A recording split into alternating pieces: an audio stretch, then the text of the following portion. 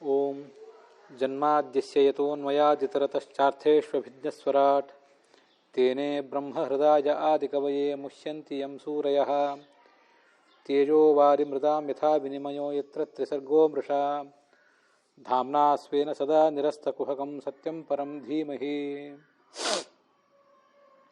ಶ್ರೀ ಗುರುಭ್ಯೋ ನಮಃ.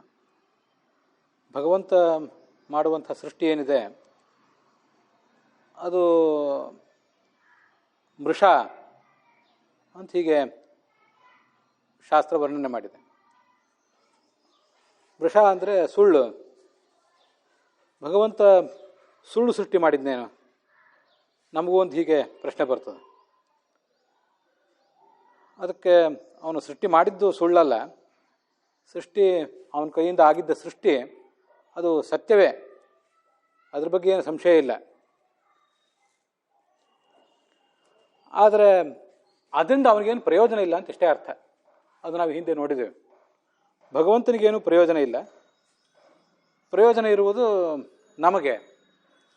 ನಮ್ಮ ಪಾಲಿಗೆ ಅದು ಮೃಷ ಅಲ್ಲ, ಭಗವಂತನ ಪಾಲಿಗೆ ಮೃಷ.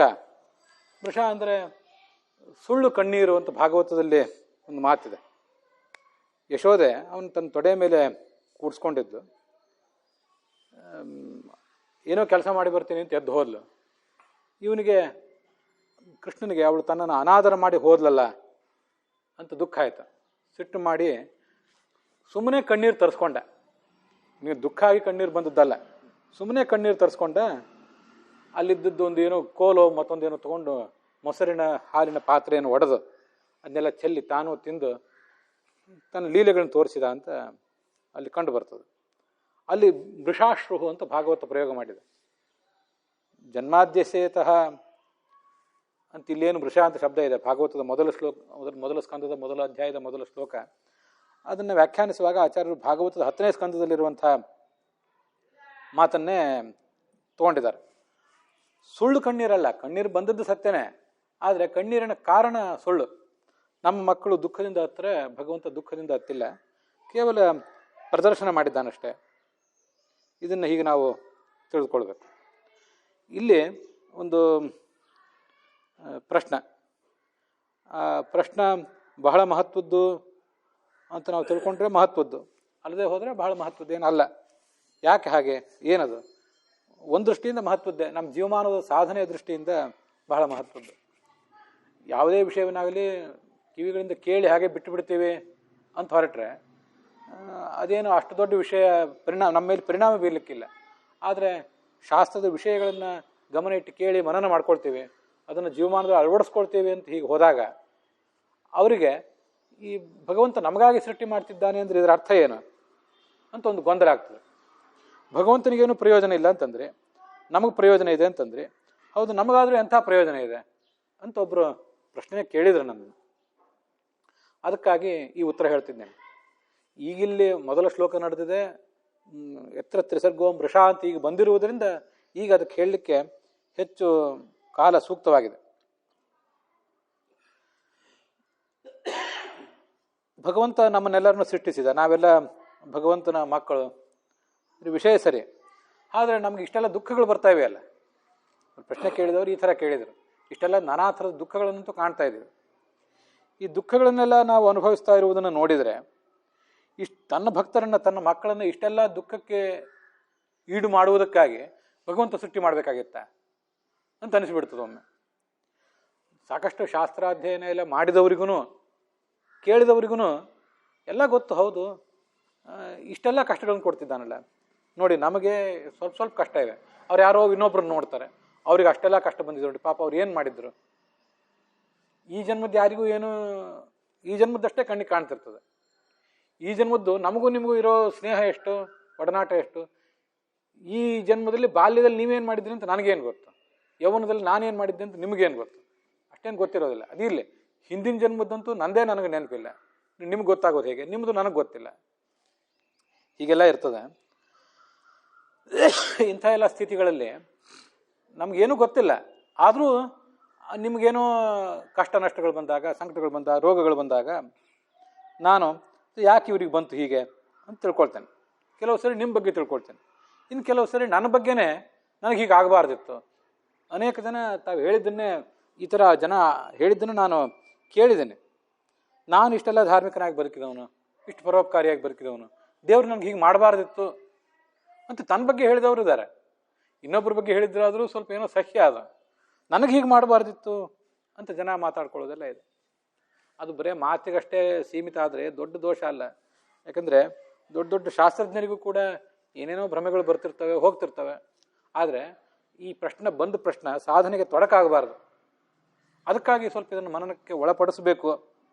ಈ ಹಿಂದೆ ಮಹಾಭಾರತದಂಥ ಗ್ರಂಥದಲ್ಲಿ, ಅದರ ಶ್ರವಣದಲ್ಲಿ ನಾವು ಸ್ಪರ್ಶಿಸಿದ ವಿಷಯ ಯಾವುದೂ ಇಲ್ಲ. ಎಲ್ಲ ಬೇಕಾದಷ್ಟು ಇಂಥ ವಿಷಯಗಳನ್ನು ನೋಡಿದ್ದೇವೆ. ಆದರೂ ನಮ್ಮಂಥ ಹುಲು ಮಾನವರಿಗೆ ಶಾಸ್ತ್ರದ ಆಳವಾದ ಜ್ಞಾನ ಇಲ್ಲ, ಇದ್ದಿದ್ದೆಲ್ಲವೂ ಅನುಭವಕ್ಕೆ ಬಂದಿಲ್ಲ ಅಂತ ನಮ್ಮ ಸ್ಥಿತಿ. ಹೇಳುವವ್ರದ್ದು ಕೇಳುವವ್ರದ್ದು ಬಹುತೇಕರದ್ದು ಅದೇ ಸ್ಥಿತಿ. ಹಾಗಿರುವಾಗ ಅವರಿಗೆ ಇಂಥ ಒಂದು ಆಲೋಚನೆ ಏನಾದರೂ ಬಂದರೆ ಅದು ಸಾಧನೆಗೆ ತೊಡಕಾಗಿ ಸಾಧನೆಯನ್ನೇ ಬಿಟ್ಟು ಬಿಡುವಂಥ ಪ್ರಸಂಗ ಬರ್ತಿರ್ತದೆ. ಕೆಲವೊಂದು ನಾವು ಇಂಥದನ್ನು ಕೆಲವೊಂದು ನೋಡಿರ್ತೀವಿ. ಬಾಲ್ಯದಲ್ಲಿ ಯೌವನದಲ್ಲಿ ಏನು ಬಹಳ ಧಾರ್ಮಿಕ ಪ್ರವೃತ್ತಿಯವರಾಗಿರೋದಿಲ್ಲ. 40, 50, 60 ನಂತರ ಒಳ್ಳೆ ಧಾರ್ಮಿಕರಾಗಿ ಸಜ್ಜನರಾಗಿ ಬದುಕಿದಂಥವ್ರು ಅನೇಕ ಜನ ಇರ್ತಿರ್ತಾರೆ. ಸಜ್ಜನಿಕೆ ಅಂದರೆ ಪ್ರಾಮಾಣಿಕರು, ಸತ್ಯವಂತರು, ಆ ವಿಷಯ ನಾನು ಹೇಳ್ತಿಲ್ಲ. ಧಾರ್ಮಿಕರಾಗಿ ಬದುಕಿದವರು ಇರ್ತಿರ್ತಾರೆ. ಅದನ್ನು ನಾವು ನೋಡ್ತಿರ್ತೇವೆ. ಇನ್ನು ಕೆಲವು ಅಪರೂಪದ ಉದಾಹರಣೆಗಳಲ್ಲಿ ಬಾಲ್ಯದಿಂದ ಆರಂಭಿಸಿ ಕೊನೆ ತನಕನೂ ಧಾರ್ಮಿಕರಾಗೇ ಬದುಕಿರ್ತಾರೆ. ಆದರೆ ಕೊನೆಗೊಂದು ದಿವಸ ಎಲ್ಲ ಧರ್ಮ ಎಲ್ಲ ಪರಿತ್ಯಾಗ ಮಾಡಿ 50-60 ವರ್ಷದ ನಂತರ ಇದನ್ನು ಮಾಡಿದವರು, ತೊಗೊಂಡೋಗಿ ದೇವರುಗಳನ್ನೆಲ್ಲ ಬಾವಿಗೆ ಹಾಕಿದವರು, ನದಿಗೆ ಹಾಕಿದವರು, ಇನ್ಮೇಲೆ ಸಂಧ್ಯಾವಂದನವೂ ಬೇಡ, ಶ್ರಾದ್ದವೂ ಬೇಡ, ಏನೂ ಬೇಡ, ಏನೇನೋ ಅವಘಡಗಳನ್ನು ಎದುರಿಸಿ ಏನೂ ಬೇಡ ಅಂತಂದವ್ರ ಬಗ್ಗೆ ಎಲ್ಲ ನಾವು ನೋಡಿರ್ತೀವಿ, ಕೇಳಿರ್ತೀವಿ. ಇದಕ್ಕೆಲ್ಲ ಏನು ಕಾರಣ? ಹೀಗಾಗಬಾರ್ದಲ್ಲ. ಆಗೋದು ಶೋಭೆ ಅಲ್ಲ. ಸಾಧನೆಯ ಮಾರ್ಗದಲ್ಲಿ ಇದೊಂದು ಶೋಭೆ ಅಲ್ಲ. ಇದು ನಮ್ಮ ಸಾಧನೆಯ ಮಾರ್ಗ ಅನ್ನೋದೊಂದು ಹಾವು ಏಣಿ ಆಟ ಇದ್ದಂತೆ. ಇದರಲ್ಲಿ ಹಾವು ಮತ್ತು ಏಣಿಗಳು ಸಮಾನ ಸಂಖ್ಯೆಯಲ್ಲಿದ್ದರೆ ಒಂದಿಷ್ಟು ಕಚ್ಚಿಸ್ಕೋತಾ ಇರ್ತೇವೆ, ಮತ್ತು ಕೆಳಗೆ ಬಂದು ಬೀಳ್ತಿರ್ತೀವಿ, ಮತ್ತು ಏಣಿ ಸಿಗ್ತದೆ ಏರ್ತೇವೆ. ಏಣಿಗಿಂತ ಹಾವಿನ ಸಂಖ್ಯೆ ಜಾಸ್ತಿ ಆದರೆ, ಋಗ್ಭಾಷ್ಯದಲ್ಲಿ ಆಚಾರ್ಯರು ಹಾವು ಅಂದರೆ ಸಂಶಯ ಅಂತ ಅರ್ಥ ಹೇಳ್ತಾರೆ. ಅಹಿ ಅನ್ನೋ ಸಂಶಯಕ್ಕೆ, ಅಹಿ ಅಂದರೆ ಹಾವು, ಅದಕ್ಕೆ ಸಂಶಯ ಅಂತ ಅರ್ಥ ಹೇಳ್ತಾರೆ. ನಮಗೆ ಬರುವ ಯಥಾರ್ಥ ಜ್ಞಾನಕ್ಕಿಂತ ಸಂಶಯಗಳ ಪಾತ್ರವೇ ಹೆಚ್ಚಾದರೆ ಅದು ಸಾಧನೆಗೆ ತೊಡಕಾಗ್ತದೆ. ಆ ಸಂಶಯಗಳೆಂಬ ಹಾವು ನಮ್ಮನ್ನು ಕಚ್ಚಿ ಕೆಳಗೆ ಬೀಳಿಸುವುದಾದರೆ, ಏರುವ ಪ್ರಮಾಣ ಕಡಿಮೆ, ಇಳಿಯುವುದೇ ಹೆಚ್ಚಾದರೆ, ಹಾಗಾಗಿ ನಾವು ಇಳಿಮುಖರಾಗೇ ಹೋಗ್ತೀವಿ, ಏರುಮುಖರಾಗಿ ಹೋಗೋದೇ ಇಲ್ಲ. ಆ ಒಂದು ಅಪಾಯ ನಮಗೆ ಬರಬಾರ್ದು. ಯಾವ ಜನ್ಮದಲ್ಲಿ ಯಾವಾಗ ಏನಾಗ್ತದೆ ಹೇಳಲಿಕ್ಕೆ ಬರೋದಿಲ್ಲ. ದೇವತೆಗಳೆಲ್ಲ ಅವತಾರ ಮಾಡಿದ್ರು ಅಥವಾ ಮೂಲ ರೂಪದಲ್ಲಿಯೂ ಹೆಚ್ಚು ಕಡಿಮೆ ಅವರ ಸಾಧನೆ, ಅವ್ರ ಸಾಧನೆ ಗ್ರಾಫ್ ಅದು ಏರುಮುಖವಾಗಿರ್ತದೆ. ಮನುಷ್ಯ ಮಾತ್ರ ಇಂಥ ನಾನಾ ಥರದ ಏಳು ಬೀಳುಗಳನ್ನು ಜೀವಮಾನದಲ್ಲಿ ಅನುಭವಿಸೋದ್ರಿಂದ ಅವನಿಗಿಂತ ತೊಂದರೆಗಳು ಬಂದುಬಿಡ್ತವೆ. ಅದಕ್ಕಾಗಿ ನಾವು ಎಚ್ಚರಿಕೆಯಿಂದ ಇರಬೇಕು. ಅದಕ್ಕಾಗಿ ಇದೊಂದು ಮನನ. ಇಲ್ಲಿ ಈ ಪ್ರಶ್ನೆಗೆ ಸಂಬಂಧಪಟ್ಟಂತೆ ಸಾತ್ವಿಕರಿಗೆ ಸಂಬಂಧಪಟ್ಟಂತೆ ಒಂದೇನೋ ಉತ್ತರ ಕೊಡ್ಬೋದು. ಇಷ್ಟೆಲ್ಲ ಕಷ್ಟ ಆಗಿದೆ ಸಾತ್ವಿಕರಿಗೆ, ನಮಗಾಯಿತು, ನಾವು ಸಾತ್ವಿಕರು ಅಂತ ತಿಳ್ಕೊಂಡಿದ್ದೇವೆ, ನಮ್ಮನ್ನು ನಾವು ಭಕ್ತರು ಅಂತ ತಿಳ್ಕೊಂಡಿದ್ದೇವೆ, ಇನ್ನೊಬ್ಬರನ್ನು ಹಾಗೆ ತಿಳ್ಕೊಂಡಿದ್ದೇವೆ. ನಮಗೆಲ್ಲ ಏನೋ ಕಷ್ಟ ಬಂತು ಅಂತಂದಾಗ, ಇದೆಲ್ಲ ಕಷ್ಟ ಏನು ದೊಡ್ಡ ಕಷ್ಟ ಅಲ್ಲ ರೀ, ಕಷ್ಟ ತರಬೇತಿ. ಇದು ಶಾಸ್ತ್ರದಲ್ಲಿ ಓದಿದ್ದೀವಿ, ಹೇಳ್ತೀವಿ, ಪುಸ್ತಕದಲ್ಲಿ ಓದಿದ್ದನ್ನು ಹೇಳಲಿಕ್ಕೆ ಏನು ಗಂಟು ಹೋಗಿದೆ ಹೇಳ್ತೇವೆ. ಅದರಿಂದ ಇವೆಲ್ಲ ತರಬೇತಿಗಳಿದು. ಮಿಲಿಟ್ರಿಯಲ್ಲಿ ಚೆನ್ನಾಗಿ ತರಬೇತಿ ತೊಗೊಂಡ್ರೆ ಮುಂದೆ ಯುದ್ಧ ಮಾಡ್ತಾರೆ. ಈಗ ತರಬೇತಿ ಬೇಡ, ಕಷ್ಟಪಡೋದು ಬೇಡ ಅಂತ ಆದರೆ ನಾಳೆ ಏನು ಯುದ್ಧ ಮಾಡ್ತಾರೆ? ಅದರಂತೆ ಇವೆಲ್ಲ ಒಂದು ತರಬೇತಿ. ಇದು ಭಗವಂತ ನಮ್ಗೆ ಕೊಡುವಂಥ ಒಂದು ತರಬೇತಿ. ಅದರಿಂದ ಇವೆಲ್ಲ ಈ ದುಃಖಗಳೇ ಅಲ್ಲ. ಯಾಕೆಂದ್ರೆ ನಾಳೆ ಒಂದು ಮಹಾಸುಖ ನಮಗೆ ಕಾದಿದೆ. ಆ ಮಹಾಸುಖವನ್ನು ಅನುಲಕ್ಷಿಸಿದರೆ, ಶಾಶ್ವತವಾದ ಇನ್ನೆಂದೂ ಆ ಸುಖಕ್ಕೆ ಚ್ಯುತಿಯೇ ಇಲ್ಲ ಅಂಥ ಸುಖವನ್ನು ನಾವು ಗಮನದಲ್ಲಿ ಇಟ್ಕೊಂಡ್ರೆ, ಈಗ ಬಂದಿರೋ ದುಃಖ ಏನು ದೊಡ್ಡದಲ್ಲ ಹಾಗಾದರೆ ಅಂತ ಸಹನ ಮಾಡ್ಕೋಬೋದು. ಅದು ಕಷ್ಟವೇ. ಯಾಕಂದರೆ ಮನುಷ್ಯನಿಗೆ ಅದೇನೋ ರೀ ಯಾವುದೋ ಶಾಸ್ತ್ರದಲ್ಲಿ ಹೇಳಿದ್ದಾರೆ, ಆ ಪ್ರವಚನ ಹೇಳ್ತಾರೆ ಅವರು, ಮಹಾಸುಖ, ಅನಂತವಾದ ಸುಖ, ಸ್ವರೂಪ ಸುಖ ಅಂತೆಲ್ಲ ಹೇಳ್ತೀರಿ. ನೋಡಿದವ್ರು ಯಾರು? ಈಗಿನ ಇದಕ್ಕೆ ಯಾರು ಪರಿಹಾರ ಹೇಳೋರು? ಇನ್ನು ಅನುಭವಿಸ್ತಿದ್ದೀವಲ್ಲ, ಇನ್ನು ಹೇಳ್ರಿ. ಪ್ರಾರಬ್ಧ ಕರ್ಮ ಅಂತ ಉತ್ತರ ಕೊಟ್ಟರೆ, ನಿಮ್ಮ ಪ್ರಾರಬ್ಧ ಕರ್ಮ ಅಂತ ಉತ್ತರ ಕೇಳಿ ಕೇಳಿ ನಮ್ಗೆ ಸಾಕಾಗಿ ಹೋಗಿದೆ. ವಿ ಆರ್ ಫೆಡಪ್ ಅಂತಾರೆ. ಇದನ್ನ ಅಂದಿದ್ದಾರೆ ನನಗೆ. ಸರಿ, ಪ್ರಾರಬ್ಧ ಕರ್ಮ ಅಂತ ಬಿಟ್ಟು ಉತ್ತರ ಬೇರೆ ಏನು ಕೊಡೋದು? ಈ ಪ್ರಶ್ನೆ ಕೇಳುವವರು ಕೂಡ ನನ್ನ ಹೀಗೆ ಕೇಳಿದರು. ನೀವು ಉತ್ತರ ಕೊಟ್ಟ ಕೂಡಲೇ ನಮ್ಗದು ಕನ್ವಿನ್ಸ್ ಆಗ್ತದೆ ಅಂತಿಲ್ಲ ಅಂತ ಅವ್ರಿಗೆ ಗೊತ್ತಿದೆ ಅದು. ಆದರೂ ಅವ್ರು ಕೇಳಿದ್ರು. ಆದರೂ ಇದ್ರ ಬಗ್ಗೆ ಮನನ ಆಗಬೇಕು, ಅವ್ರಿಗೆ ಕೇಳಿ ಅಂತ. ಈ ಉತ್ತರ ಕೊಟ್ಟ ಕೂಡಲೇ ಅದಕ್ಕೆ ಮನವರಿಕೆ ಆಗದೆ ಇರಲಿಕ್ಕೆ ಎರಡು ಕಾರಣ. ಭಾಗವತದಲ್ಲಿ ತಾತ್ಪರ್ಯದಲ್ಲಿ ಅದನ್ನು ಹೇಳ್ತಾರೆ. ಗುರು ಶಿಷ್ಯ ಹೇಳುಗ ಕೇಳುಗ ಅಂತ ಇಬ್ರು ಕೂತಾಗ ಇವನು ಹೇಳಿದ್ದು ಅವನ ಮೇಲೆ ಯಾಕೆ ಪರಿಣಾಮ ಬೀರೋದಿಲ್ಲ ಶಿಷ್ಯನ ಮೇಲೆ ಅಂದರೆ, ಇಬ್ಬರೂ ಅಯೋಗ್ಯರಾಗಿದ್ರೆ, ಇವನ ಯೋಗ್ಯತೆಯೂ ಪಕ್ವಾಗಿಲ್ಲ, ಅವನ ಯೋಗ್ಯತೆಯೂ ಪಕ್ವಾಗಿಲ್ಲ ಅಂತ ಆದಾಗ ಮತ್ತೆ ಹೇಗೆ ಕೇಳಿದ್ದು ಏನಾಗ್ತದೆ? ವಾರ್ತೆ ಓದಿದಂತ ಆಗ್ತದೆ ಅಷ್ಟೆ. ಇಬ್ಬರಲ್ಲಿ ಒಬ್ಬ ಅಯೋಗ್ಯ ಆಗಿದ್ರೆ ಅವಾಗಲೂ ಇದೇ ಸಮಸ್ಯೆ. ಇಬ್ಬರೂ ಯೋಗ್ಯರಾಗಿದ್ದರೆ ಮಾತ್ರ ಇವನು ಹೇಳಿದ್ದು ಅವನಿಗೆ ಪರಿಣಾಮ ಬೀರ್ತದೆ. ಗುರುವಾದವನು ತನ್ನ ಜೀವಮಾನದಲ್ಲಿ ಶಾಸ್ತ್ರಾರ್ಥಗಳನ್ನೆಲ್ಲ ಅರಿತು ಅದನ್ನು ಆಚರಿಸಿ ಅದನ್ನು ಶುದ್ಧವಾದ ಮನಸ್ಸಿನಿಂದ ಪರಿಣಾಮಕಾರಿಯಾಗಿ ದೃಷ್ಟಾಂತಗಳೊಂದಿಗೆ ಎದುರಿಗೆ ಕೂತವರಿಗೆ ಹೇಳ್ತಾನೆ ಅಂತ ಆದಾಗ ಅವನ ಜೀವನ ನೋಡಿ, ಅವನ ಜೀವಮಾನ ಅವನು ಹೇಗೆ ಬದುಕಿದ್ದಾನೆ ಪ್ರಾಮಾಣಿಕನಾಗಿ ಧಾರ್ಮಿಕನಾಗಿ ಅಂತನ್ನೋದನ್ನು ಉಳಿದವರು ಕೂಡ ಗಮನಿಸ್ತಾರಲ್ಲ, ಪ್ರಶ್ನೆ ಕೇಳುವವರು ಗಮನಿಸ್ತಿರ್ತಾರಲ್ಲ. ಹಾಗೆ ಗಮನಿಸಿ ಅವರು ಸಮಾಧಾನ ಪಟ್ಕೋಬಹುದು. ಇದು ಇವನ ಜೀವನವೇ ಆಷಾಢಭೂತಿ ಜೀವನ ಆಗಿದ್ರೆ ಮತ್ತು ಇವರಿಂದ ಇಂಥವನ ಜೀವನ ನೋಡಿ ಅವ್ರಿಗೇನು ಸಮಾಧಾನ ಆಗಬೇಕು? ಅದರಿಂದ ಅದೊಂದು ದೊಡ್ಡ ಕಷ್ಟವೇ. ಅಂತೂ ಯಾಕೆ ಇಂಥ ಪ್ರಶ್ನೆಗಳು ಮೂಲಭೂತ ಪ್ರಶ್ನೆಗಳು ಅಂತ ಅನ್ನೋದು. ಇದನ್ನು ಸಂಧ್ಯಾವಂದನೆ ಹೇಗೆ ಮಾಡಬೇಕು, ಆಚಮನ ಹೇಗೆ ಮಾಡಬೇಕು ಅಂತ ಪ್ರಶ್ನೆ ಕೇಳಿಬಿಟ್ರೆ ತುಂಬ ಸುಲಭವಾಗಿ ಉತ್ತರ ಹೇಳ್ಬೋದು. ಹೀಗೆ ಪ್ರಾಣಾಯಾಮ ಮಾಡಬೇಕು, ಈ ಥರ ಮಂತ್ರ ಹೀಗನ್ಬೇಕು, ಇದು ಹೀಗಂದ್ರೆ ತಪ್ಪು, ಹೀಗಂದ್ರೆ ಒಪ್ಪು ಅಂತ ಸುಲಭವಾಗಿ ಉತ್ತರ ಹೇಳಿಬಿಡ್ಬೋದು. ಇವು ಕೆಲವು ಮೂಲಭೂತ ಪ್ರಶ್ನೆಗಳೇನಿವೆ, ಫಂಡಮೆಂಟಲ್ ಪ್ರಿನ್ಸಿಪಲ್ಸ್ ಅಥವಾ ಫಂಡಮೆಂಟಲ್ ಪ್ರಾಬ್ಲಮ್ಸ್ ಏನಿವೆ, ಅವಕ್ಕೆ ಅಷ್ಟು ಸುಲಭವಾಗಿ ಉತ್ತರ ಹೇಳೋದು ಭಾಳ ಕಷ್ಟದ ಕೆಲಸ. ಅದು 2+2=4 ಅಂತ ತೋರಿಸಿದ ಹಾಗೆ ಈ ಎಲ್ಲ ವಿಷಯಗಳನ್ನ ಏನಂತ ತೋರಿಸೋದು? ಅಲೌಕಿಕವಾದ ವಿಷಯಗಳು ಲ್ಯಾಬ್ನಲ್ಲಿ ಇದನ್ನೇನು ಪ್ರೂವ್ ಮಾಡ್ಲಿಕ್ಕೆ ಬರ್ತದೆ? ತೋರ್ಸಕ್ಕೆ ಬರೋದಿಲ್ಲ. ಹಾಗೆ ಅಂತ ಹೇಳಿ ಬಿಡ್ಲಿಕ್ಕೆ ಬರೋವಂತಿಲ್ಲ. ಅದನ್ನೆಲ್ಲ ಮನನಕ್ಕೆ ಒಳಪಡಿಸಲೇಬೇಕು. ಇಲ್ಲದೆ ಹೋದರೆ ಅಪಾಯ ಕಾದಿದೆ. ಆ ಮನೋಭಾವ ಬಲುತ್ರೆ ಅಪಾಯ ಕಾದಿದೆ, ಅದು ಬೇಡ. ಇರಲಿ. ಅಂತೂ ಸಾತ್ವಿಕರಿಗೆ ಅದನ್ನು ಯಾಕೆ ಕಷ್ಟ ಕೊಡ್ತಾನೆ ಅಂದರೆ, ಅವರಿಗೆ ನಾಳೆ ಅದರಿಂದ ಒಂದು ಪ್ರಯೋಜನ ಇದೆ ಅಂತ ಉತ್ತರ ಕೊಡ್ಬೋದು. ಈ ನಮ್ಮಲ್ಲಿ ಅದರಲ್ಲಿ ವಿಶೇಷವಾಗಿ ವೇದಾಂತದಲ್ಲಿ ಮಧ್ವಾಚಾರ್ಯರು ಹೇಳಿದಂಥ ವೇದಾಂತದಲ್ಲಿ ಸಾತ್ವಿಕರು ಅಂತ ಕೆಲವರಿದ್ದಾರೆ, ಭಗವಂತನನ್ನು ತಲುಪುವಂಥವ್ರು ಕೆಲವರಿದ್ದಾರೆ.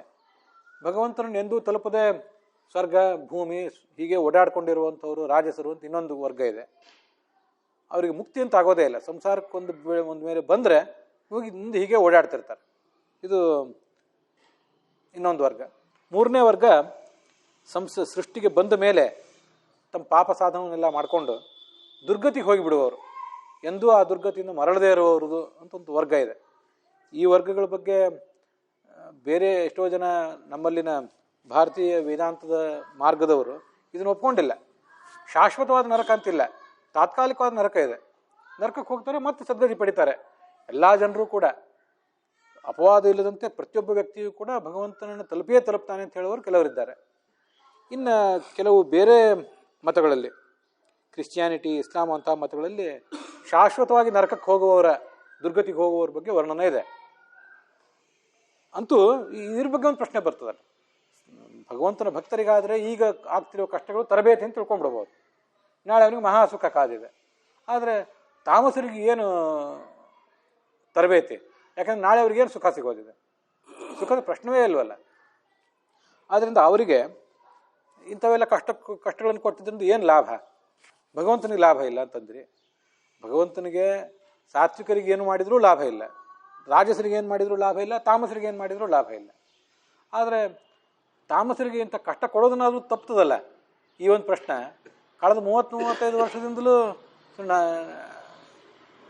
ನಾನು ಜನರನ್ನು ಕೇಳಿದ್ದೇನೆ, ವಿದ್ವಾಂಸರನ್ನು, ಮತ್ತು ಕೆಲವರು ನನ್ನನ್ನು ಕೇಳಿದ್ದಾರೆ, ಮನನ ಮಾಡಿದ್ದೇವೆ, ಮಾಡ್ಕೋತಾನೆ ಇದ್ದೇವೆ. ಭಗವಂತ ಜೀವರನ್ನೆಲ್ಲ ಸೃಷ್ಟಿಗೆ ತಂದಲ್ಲ, ಆ ಸೃಷ್ಟಿಗೆ ತರುವ ಪ್ರಸಂಗದಲ್ಲಿ ತಾಮಸರನ್ನು ಸೃಷ್ಟಿಗೆ ತರದೇ ಇದ್ದು ಚೆನ್ನಾಗಿರ್ತಿತ್ತಲ್ಲ ಅಂತ ಕೆಲವ್ರದ್ದು ಪ್ರಶ್ನೆ. ಸೃಷ್ಟಿಗೆ ಬಂದಿಲ್ಲದೆ ಹೋದರೆ ಅವ್ರ ಸ್ವಭಾವ ಬದಲು ಮಾಡ್ರಿ ನೀವು ಅಂತ ನಾವು ಹೇಳ್ತಿಲ್ಲ. ಭಗವಂತನ ಎದುರಿಗೆ ಅಂಥದ್ದೇನು ಅರ್ಜಿ ಇಟ್ಟಿಲ್ಲ ನಾವು. ಆದರೆ ಕನಿಷ್ಠ ಪಕ್ಷ ಅವರಿಗೆ ಸೃಷ್ಟಿಗೆ ತರದೇ ಹೋದರೆ, ಸೃಷ್ಟಿಗೆ ತಂದ್ರಲ್ಲ ಇದೆಲ್ಲ ಕಷ್ಟ, ನಾಳೆ ಶಾಶ್ವತವಾದ ದುರ್ಗತಿ ಇದೆಲ್ಲ ಕಷ್ಟ, ಸೃಷ್ಟಿಗೆ ತರದೇ ಹೋದರೆ ಅವ್ರಿಗೆ ಕಷ್ಟ ಇಲ್ಲವೇ ಇಲ್ಲ, ಹಾಗೆ ಮಾಡಿಬಿಡ್ಬೋದಲ್ಲ ಅಂತೊಂದು ಪ್ರಶ್ನೆ ನಮಗೆ ಮೇಲಿನ ಮೇಲೆ ಬರ್ತಿರ್ತದೆ. ಯಾಕೆಂದರೆ ಅವ್ರಿಗೆ ತರಬೇತಿ ಅಂತ ಉತ್ತರ ಹೇಳಲಿಕ್ಕೆ ಬರೋದಿಲ್ಲ. ಅವ್ರಿಗೆ ಎಂಥ ತರಬೇತಿ? ನಾಳೆ ಏನು ಅವರಿಗೆ ಶಾಶ್ವತವಾದ ಸದ್ಗತಿಯ ಗುರಿ ಏನು ಇಲ್ವಲ್ಲ ಅಂತಂದರೆ ಕ್ಷುದ್ರ ಮಿಶ್ರಾಣಿ ಇವ ಬೀಜಾನಿ, ಈ ಐತರೇಯ ಉಪನಿಷತ್ತು ಹೇಳ್ತದೆ. ನಾವೆಲ್ಲ ಸಾತ್ವಿಕರಾಗಲಿ, ರಾಜಸರಾಗಲಿ, ತಾಮಸರೇ ಆಗಲಿ, ಏನೇ ಆಗಲಿ, ಅಥವಾ ಎಲ್ಲ ಜೀವರು ಸಾತ್ವಿಕರೇ ಅಂತ ಇಟ್ಕೊಂಡ್ರು, ಇವರೆಲ್ಲ ಬೀಜಗಳಿದ್ದಂತೆ. ಕ್ಷುದ್ರ ಮಿಶ್ರಾಣಿ, ಇದರಲ್ಲಿ ಕೆಟ್ಟ ಬೀಜಗಳು ಇವೆ, ಒಳ್ಳೆಯ ಬೀಜಗಳು ಇವೆ. ಬಿತ್ತಿದರೆ ಮಾವಿನ ಮರ ಆಗುವಂಥ, ಹಲಸಿನ ಮರ ಆಗುವಂಥ, ಸಂಪಿಗೆ ಮರ ಆಗುವಂಥ ಬೀಜಗಳು ಇವೆ. ಕೆಟ್ಟ ಕಾಂಗ್ರೆಸ್ನಂಥ ಕಸವಾಗಿ ಹೋಗುವಂಥ, ಕಳೆಯಾಗಿ ಹೋಗುವಂಥ ಬೀಜಗಳು ಕೂಡ ಎರಡೂ ಇದರಲ್ಲಿ ಇದ್ದೇ ಇವೆ. ಬ್ರಹ್ಮಾದಿ ಜೀವ ಸರ್ವೇಪಿ ಭಿನ್ನ ಸ್ವಭಾವಕಾಹ ಯಥಾ ಶಾಲ್ಯಾದಿ ಬೀಜಾನಿ ಅಂತ ಐತರೇಯ ಉಪನಿಷತ್ತು ಅದನ್ನು ವರ್ಣನೆ ಮಾಡ್ತದೆ. ಚತುರ್ಮುಖ ಬ್ರಹ್ಮನಿಂದ ಹಿಡಿದು ಪ್ರತಿಯೊಬ್ಬರೂ ಕೂಡ ಹೀಗೆ ಒಂದಲ್ಲ ಒಂದು ರೀತಿಯಿಂದ ಬೀಜಗಳಿದ್ದಂತೆಯೇ. ಬೀಜಗಳನ್ನು ತಂದ್ವಿ, ಮಾರುಕಟ್ಟೆಯಿಂದ ಬೀಜಗಳನ್ನು ತಂದ್ವಿ, ಅದನ್ನು ಬಿತ್ತಬೇಕಾದದ್ದೇ ಪ್ರಯೋಜನ. ಅದನ್ನು ಬಿತ್ತದೆ ಸುಮ್ಮನೆ ಕಪಾಟಿನಲ್ಲಿ ಇಟ್ಕೊಂಡು ಕೂತ್ರೆ, ಅಥವಾ ಯಾವುದು ಬೀಜ ಒಂದು ಪ್ಯಾಕೆಟ್ನಲ್ಲಿ ಬರ್ತದ್ರೆ ಅದು ಅಲ್ಲೇ ಹಾಗೇ ಇದ್ದರೆ ಅದರಿಂದ ಏನು ಲಾಭ? ಏನು ಲಾಭವೂ ಇಲ್ಲ. ಆದ್ದರಿಂದ ಎಲ್ಲ ಬೀಜಗಳನ್ನು ಬಿತ್ತಬೇಕು. ಬಿತ್ತಬೇಕಾದದ್ದು ಭಗವಂತನ ಸ್ವಭಾವ, ಅವನ ಕರ್ತವ್ಯ ನಾವು ಹೇಳಲಿಕ್ಕೆ ಬರೋದಿಲ್ಲ. ಬಿತ್ತಬೇಕು, ನೀನು ಬಿತ್ತದೇ ಇದ್ರೆ ನೀನು ಬಿಡಲ್ಲ ಅಂತ ಅವನ್ಯಾರು ಕೇಳಲಿಕ್ಕೆ ಬರೋದಿಲ್ಲ. ಬಿತ್ತುವುದು ಅವನ ಸ್ವಭಾವ, ಬಿತ್ತಿದ್ದಾನೆ. ಕೆಲವರು ಹೀಗಾದರು, ಕೆಲವರು ಹಾಗಾದರು ಅಂತ ಒಂದು ಉದಾಹರಣೆ ಕೊಡ್ತಾರೆ. ಈ ಪ್ರಶ್ನೆ ಕೇಳುವವರು ಎಲ್ಲಿ ಯಾವ ಥರದ ಪ್ರಶ್ನೆನೂ ಕೇಳ್ಬೋದು. ಹೌದ್ರಿ, ಮಾರ್ಕೆಟ್ನಿಂದ ಬೀಜ ತರ್ತೇವೆ, ದುಡ್ಡು ಕೊಟ್ಟು ತಂದಿರ್ತೇವೆ, ಬಿತ್ತಲೇಬೇಕಾಗ್ತದೆ, ಯಾಕಂದರೆ ದುಡ್ಡು ವೇಸ್ಟ್ ಆಗ್ತದೆ ಇಲ್ಲದೆ ಹೋದರೆ. ಮತ್ತು ಫಲ ಬರಬೇಕು ಅನ್ನೋ ದೃಷ್ಟಿಯಿಂದಲೇ ನಾವೇ ತಂದಿರ್ತೀವಿ. ಫಲದ ಬಗ್ಗೆ ನಮಗೆ ಅಪೇಕ್ಷೆ ಇರ್ತದೆ. ಅದಕ್ಕಾಗಿ ಬೇರೆ ಬೇರೆ ಥರದ ಬೀಜಗಳು, ಏನು ಫಲ ಬರಬೇಕಾಗಿದೆ ಆ ಬೀಜವನ್ನು ತರ್ತೇವೆ. ಈ ಬೀಜಗಳನ್ನು, ಜೀವರು ಅನ್ನೋ ಬೀಜಗಳನ್ನು ಭಗವಂತ ಎಲ್ಲಿಯಾದರೂ ದುಡ್ಡು ಕೊಟ್ಟು ಖರೀದಿ ಮಾಡ್ಕೊಂಡು ತೊಗೊಂಬಂದಿದ್ದಾನೇನೋ, ಅಥವಾ ನಾವೇನಾದರೂ ಖರೀದಿ ಮಾಡಿಕೊಂಡು ತೊಗೊಂಬಂದಿದ್ದೇವೇನೋ? ಪುಕ್ಕಟ್ಟೆ ಬಿದ್ದಿದ್ದ ಬೀಜಗಳು. ಎಲ್ಲ ಜೀವರು ಅನಾದೆ ಅಂತ ಒಂದು, ಎಲ್ಲ ದೇಹ ಮಾತ್ರ ಸಾದೆ, ಎಲ್ಲ ಜೀವರು ಕೂಡ ಅನಾದಿ ಜೀವರು. ಹಾಗಿದ್ದ ಮೇಲೆ ಪ್ರತಿಯೊಬ್ಬರಿಗೂ ಕೂಡ ಯಾವುದೇ ದುಡ್ಡು ಕೊಟ್ಟು ತರುವಂಥ ಪ್ರಶ್ನೆ ಏನಿಲ್ಲ. ಮತ್ತು ಅಂಥ ಬೀಜಗಳಿವು. ಇವನು ಬಿತ್ತದೇ ಇದ್ದು ಏನು ಗಂಟು ಹೋಗೋದಿತ್ತು ಭಗವಂತನ ಪ್ರಶ್ನೆ? ಹೇಗೂ ಕೇಳ್ತಾ ಹೋಗ್ಬೋದು. ಮೊದಲ ಹಂತದಲ್ಲೇ ಮನವರಿಕೆ ಆಗಿಬಿಟ್ಟವರು ಕೇಳಲಿಕ್ಕಿಲ್ಲ. ಇನ್ನೂ ಮನವರಿಕೆ ಆಗಿಲ್ಲ ಅಂತಿದ್ದವರು ಪ್ರಶ್ನೆಗಳನ್ನು ಕೇಳ್ತಾರೆ. ಖಂಡಿತವಾಗಿ ಪ್ರಶ್ನೆ ಕೇಳುವುದೇನು ತಪ್ಪಲ್ಲೇ ಅಲ್ಲ ಯಾವ ಕಾಲಕ್ಕೂ ಕೂಡ. ಯಾಕೆಂದರೆ ಏಕಂಚ ತತ್ವತೋ ವೇತ್ತುಂ ವಿನಾ ಸರ್ವಜ್ಞತಾಂ ನರಃ ನ ಸಮರ್ಥೋ ಮಹೇಂದ್ರೋಪಿ ತಸ್ಮಾತ್ ತತ್ ಸರ್ವತ್ರ ಜಿಜ್ಞಸೇತ್. ಒಂದೇ ಸಂಗತಿಯನ್ನು ಕೂಡ ನಾವು ಪೂರ್ಣವಾಗಿ ತಿಳಿಯಬೇಕು ಅಂತಿದ್ರೆ ನಮಗೆ ಸರ್ವಜ್ಞರಾಗೋದು ಹೊರತು ಇದು ತಿಳಿಯೋದಿಲ್ಲ ಅಂತ ಶಾಸ್ತ್ರ ಹೇಳ್ತದೆ. ನಾವು ಹೇಗೆ ಸರ್ವಜ್ಞರಾಗೋದು? ಭಗವಂತ ಸರ್ವಜ್ಞ, ಅವನನ್ನು ಅಭಿಜ್ಞ ಅಂತ ನೀವು ಹೇಳಿದ್ರಿ. ನಾವ್ಯಾವ ಥರ ಸರ್ವಜ್ಞರಾಗೋದು ಅಂತಂದರೆ, ನಮ್ಮ ಮಟ್ಟಿಗೆ ನಾವು ಸರ್ವಜ್ಞರಾಗೋದು. ನಾವೇನನ್ನು ತಿಳಿಯಬೇಕಾಗಿದೆಯೋ, ಏನನ್ನು ತಿಳಿದು ಯಾವ ಸುಖ ನಾವು ಪಡಿಬೇಕಾಗಿದೆಯೋ ಆ ಮಟ್ಟಿನ ಸರ್ವಜ್ಞತ್ವ ನಮಗೂ ಬಂದೇ ಬರ್ತದೆ. ಆ ಸರ್ವಜ್ಞತ್ವವನ್ನು ಅಷ್ಟಾದರೂ ಸರ್ವಜ್ಞತ್ವ ನಾವು ಬರದ ಹೊರತು ನಮಗೆ ಎಲ್ಲ ವಿಷಯಗಳು ಅರ್ಥ ಆಗೋದೇ ಇಲ್ಲ. ಅದಕ್ಕಾಗಿ ಸರ್ವತ್ರ ಜಿಜ್ಞಾಸೆ, ಪ್ರತಿಯೊಂದರ ಬಗ್ಗೆನೂ ಕೂಡ ಜಿಜ್ಞಾಸೆ ಮಾಡಲೇಬೇಕು. ಜಿಜ್ಞಾಸೆ ಮಾಡದೇ ಇರುವಂತಿಲ್ಲ. ಮತ್ತು ಇದೊಂದು ವಿಷಯ ನಮಗೆ ಜಿಜ್ಞಾಸೆ ಮಾಡುವಾಗ, ಪ್ರಶ್ನೆ ಕೇಳುವಾಗ, ಉತ್ತರ ಕೊಡುವಾಗ ಎಲ್ಲ ಸಂದರ್ಭದಲ್ಲೂ ಗೊತ್ತಿರಬೇಕು. ಎಲ್ಲ ಪ್ರಶ್ನೆಗಳಿಗೂ ಉತ್ತರ ಕಂಡುಕೊಂಡು ಆಮೇಲೆ ಈ ಕೆಲಸ ಕೈ ಹಾಕ್ತೇವೆ ಅಂತಂದರೆ ಇದು ಇಲ್ಲಿ ಆಗದೇ ಇರೋ ಕೆಲಸ. ಜಗತ್ತಿನಲ್ಲಿ ಯಾವನೊಬ್ಬ ವೈದ್ಯನನ್ನು ನೋಡಬೇಕಾಗಿದೆ, ಯಾರೋ ತಂತ್ರಜ್ಞನ ಭೇಟಿ ಮಾಡಬೇಕಾಗಿದೆ, ಯಾವುದೋ ಬಟ್ಟೆ ತೊಗೋಬೇಕು, 1,00,000 ರೂಪಾಯಿ, 1 ಕೋಟಿ ರೂಪಾಯಿ ಇಲ್ಲೊಂದು ಕಡೆ ಇನ್ವೆಸ್ಟ್ ಮಾಡಬೇಕಾಗಿದೆ. ಇನ್ವೆಸ್ಟ್ ಮಾಡಿದವರನ್ನು ಪ್ರಶ್ನೆ ಮಾಡ್ತೇವೆ, ಹೋಗಿ ಎಲ್ಲಿ ಇನ್ವೆಸ್ಟ್ ಮಾಡಿದ್ದೀರಿ, ಹೇಗೆ ಮಾಡಿದ್ದೀರಿ, ನಿಮ್ಮ ಅನಿಸಿಕೆಗಳೇನು, ನಿಮ್ಮ ಸಲಹೆಗಳೇನು ಅಂತೆಲ್ಲ ಕೇಳ್ಕೊತೀವಿ. ಹೋಗಿ ಆ ಥರ ಮಾಡ್ತೇವೆ. ಆ ಥರ ಅದ್ರ ಬಗ್ಗೆ ಒಂದು ತೀರ್ಮಾನ ತಗೊಂಡು ನಾವೇ ಪ್ರತ್ಯಕ್ಷ ಹೋಗಿ ನೋಡಿ ಬಂದು, ಮನೆ ಕಟ್ಟಿದವ್ರನ್ನ ನೋಡಿ ಬಂದು ಎಲ್ಲ ಥರ ತಯಾರಿ ಮಾಡ್ಕೊಂಡು ಮಾಡ್ತೇವೆ. ಆದರೆ ಈ ಅಧ್ಯಾತ್ಮದ ಮಾರ್ಗ ಅನ್ನೋದಿದೆಯಲ್ಲ, ಎಲ್ಲ ಪ್ರಶ್ನೆಗಳಿಗೂ ಈಗ ಉತ್ತರ ಕಂಡುಕೊಂಡು ಆಮೇಲೆ ಮೊದಲನೇ ಹೆಜ್ಜೆ ಇಡ್ತೀನಿ ಅಂತಂದರೆ ಅದು ಆಗದೇ ಇರೋ ಮಾತು. ಭಿದ್ಯತೆ ಹೃದಯ ಗ್ರಂಥಿ ಛಿದ್ಯಂತೆ ಸರ್ವ ಸಂಶಯಾ ಕ್ಷೀಯಂತೆ ಚ ಅಸ್ಯ ಕರ್ಮಾಣಿ ದೃಷ್ಟಯೇ ಆತ್ಮನೀಶ್ವರೇ ತಸ್ಮಿನ್ ದೃಷ್ಟೇ ಪರಾವರೆ. ಇದು ಶ್ವೇತಾಶ್ವತರ ಉಪನಿಷತ್ನಲ್ಲೂ ಇದೆ, ಭಾಗವತದಲ್ಲೂ ಒಂದು ಪಾದ ಮಾತ್ರ ಸ್ವಲ್ಪ ವ್ಯತ್ಯಾಸ ಇದೆ. ಎಲ್ಲ ಸಂಶಯಗಳ ಪರಿಹಾರ ಕಾಣುವುದು ಯಾವಾಗ? ಭಗವಂತನನ್ನು ಕಂಡಾಗಲೇ. ಆದ್ದರಿಂದ ಈಗ ಬರುವ ಎಲ್ಲ ಪ್ರಶ್ನೆಗಳಿಗೂ ನಮಗೆ ಈಗಲೇ ಉತ್ತರ ಸಿಗಲಿ, ಆಮೇಲೆ ಬೇಕಾದ್ರೆ ಸಂಧ್ಯಾವಂದನೆ ಮಾಡಿಯವು, ಆಮೇಲೆ ಭಾಗವತ ಪ್ರವಚನ ಕೇಳಿಯವು ಅಂತ ಕೂತ್ರೆ ಆ ಪ್ರಶ್ನೆಗಳಿಗೆ ಉತ್ತರ ಕೊಡುವವರು ಯಾರು? ಕೊಡುವವರು ಹೆಚ್ಚು ಕಡಿಮೆ ಇದೇ ಯೋಗ್ಯತೆ ಅವರೇ. ಕೊಡುವವರು ಏನು ಮೇಲಿಂದ ಉದುರಿ ಬಿದ್ದಿಲ್ಲಲ್ಲ. ಒಂದಿಷ್ಟು ಶಾಸ್ತ್ರಗಳನ್ನು ಓದಿದ್ದಾರೆ, ಅದನ್ನು ಹೇಳಲಿಕ್ಕೆ ಕೂತಿದ್ದಾರೆ, ನೀವು ಕೇಳಲಿಕ್ಕೆ ಕೂತಿದ್ದೀರಿ ಇಷ್ಟೇ. ಆದ್ದರಿಂದ ಈಗ ಎಲ್ಲ ಪ್ರಶ್ನೆಗಳಿಗೂ ಉತ್ತರ ಸಿಕ್ಕೇ ಬಿಡಬೇಕು ಆಮೇಲೇ ಪ್ರವೃತ್ತಿ ಅನ್ನುವುದು ಶಾಸ್ತ್ರದ ಮಾರ್ಗಕ್ಕೆ ಹೊಂದೋದಿಲ್ಲ. ಹೃದಯದ ಗಂಟು ಒಡೆದು ಲಿಂಗದೇಹ ಭಗ್ನ ಆಗಿ ಛಿದ್ಯಂತೆ ಸರ್ವ ಸಂಶಯ, ಎಲ್ಲ ಸಂಶಯಗಳು ಪರಿಹಾರ ಕಾಣ್ತವೆ. ಕ್ಷೀಯಂತೆ ಚ ಅಸ್ಯ ಕರ್ಮಾಣಿ, ಮಾಡಿದ ಕರ್ಮಗಳೆಲ್ಲ ಕ್ಷೀಣ ಆಗ್ತವೆ ಭಗವಂತನನ್ನು ಕಂಡಾಗ. ಭಗವಂತನನ್ನು ಕಂಡ ಮೇಲೆ ಮತ್ತಷ್ಟು ಸಾಧನೆ ಮಾಡ್ತಾನಂತ. ನಿಜವಾದ ಸಾಧನೆ ಅಂದ್ರೆ ಆವಾಗಂತ. ಸ್ವರೂಪ ಜ್ಞಾನತಃ ಸಮ್ಯಕ್ ರಥಿರ್ ವಿಷ್ಣು ಕಥಾಸುಚ. ಈಗೆಲ್ಲ ನಾವು ಶಾಸ್ತ್ರದ ಮೂಲಕ ಏನೇನನ್ನ ಓದಿದ್ದೀವಲ್ಲ, ಏನೇನು ಪ್ರವಚನ ಮಾಡ್ತೀವಿ ಕೇಳ್ತೀವಲ್ಲ, ಇದೆಲ್ಲ ಮುಗಿದ ಮೇಲೆ ಭಗವಂತನನ್ನು ಒಂದ್ಸರಿ ಮನಸ್ಸಿನ ಮೂಲಕ ನೋಡ್ತೇವಂತ. ಭಾಳ ದೀರ್ಘಕಾಲ ಆದಮೇಲೆ ಶಾಸ್ತ್ರದ ಪ್ರವಚನ ಪಾಠ ಶ್ರವಣ ಇದೆಲ್ಲ ದೃಢ ಆಗಿ ಆಗಿ ಆಗಿ ಒಂದು ಹಂತದಲ್ಲಿ ಮನಸ್ಸಿನಿಂದ ಭಗವಂತನ ನೋಡ್ತೇವೆ. ಅದು ಮನಸ್ಸಿನಿಂದ ನೋಡಿದ್ದು ಅಷ್ಟಾದರೂ ತೃಪ್ತಿ ಆಗೋದಿಲ್ಲ. ಮನಸ್ಸಿನಿಂದ ಬಂದ ಜ್ಞಾನ ಇದು ಸ್ಥಿರವಾದದ್ದಲ್ಲ. ಭಗವಂತನ ನೋಡಿದ್ದು ಹೌದು, ಆದರೆ ಸ್ಥಿರ ಅಲ್ಲ. ಸ್ವರೂಪದಿಂದ ನೋಡಬೇಕು, ಆತ್ಮಸ್ವರೂಪದಿಂದಲೇ ನೋಡಬೇಕು ಅಂತ ಆಲೋಚನೆ ಮಾಡಿ ಮನಸ್ಸಿನಿಂದ ಬಂದ ಜ್ಞಾನವನ್ನು ದೂರ ಇಡ್ತಾನಂತೆ ಸಾಧಕ. ಸ್ವರೂಪದ ಕಣ್ಣಿನಿಂದಲೇ ನೋಡ್ಲಿಕ್ಕೆ ಪ್ರಯತ್ನ ಪಡ್ತಾನೆ. ಸ್ವರೂಪದಿಂದಲೇ ಭಗವಂತನ ನೋಡಿ ಸಾಕ್ಷಾತ್ಕಾರ ಪಡ್ಕೊಂಡಾಗ ಆವಾಗ ನಿಜವಾಗಿ ಶ್ರವಣ ಮನನ ಆವಾಗಂತ ನಮ್ಮ ಸಾಧನೆ. ಆವಾಗ ವಾಸ್ತವಿಕ ಸಾಧನೆ ಆವಾಗ. ಪ್ರವಚನ ಕೇಳಿದ್ರೆ ಅಂಥವ್ರ ಪ್ರವಚನ ಕೇಳಬೇಕು. ಸರಿ ಸಿಗಬೇಕಲ್ಲ ಅಂಥವ್ರು. ನಮಗೆ ಈಗಿರೋ ಸ್ಥಿತಿಯಲ್ಲಿ ಹೀಗಿದ್ದೇವೆ. ಅದಕ್ಕಾಗಿ ಈಗ ಯಾರು ಸಿಗ್ತಾರೋ ಅವ್ರ ಹತ್ರನೇ ಕೇಳ್ತಿದ್ದೀವಿ, ಯಾರು ಸಿಗ್ತಾರೋ ಅವ್ರಿಗೆ ನಾವು ಹೇಳ್ತಿದ್ದೀವಿ ಅಷ್ಟೇ.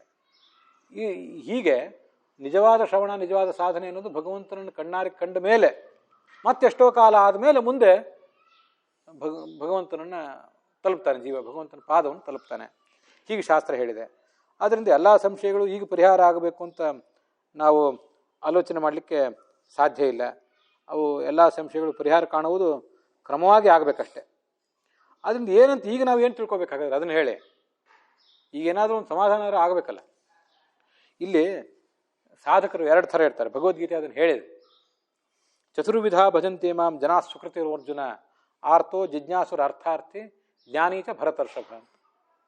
ಭಗವಂತನನ್ನು ಧ್ಯಾನ ಮಾಡುವವರು ಏನಿರ್ತಾರೆ, ಭಗವಂತನನ್ನು ಭಜಿಸುವವರು 4 ಥರದವ್ರು ಇರ್ತಾರೆ.